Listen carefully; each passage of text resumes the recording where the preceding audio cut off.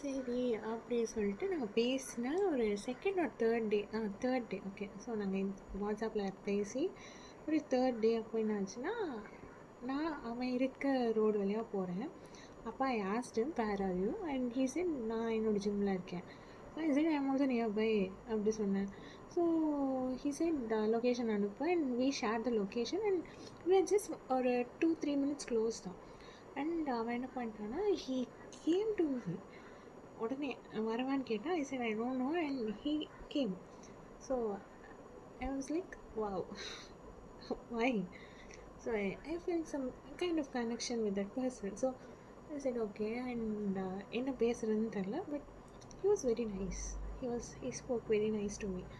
He was very very good, like jovial person. நம்ம ஜாலியாக பேசிகிட்டு இருந்தான்.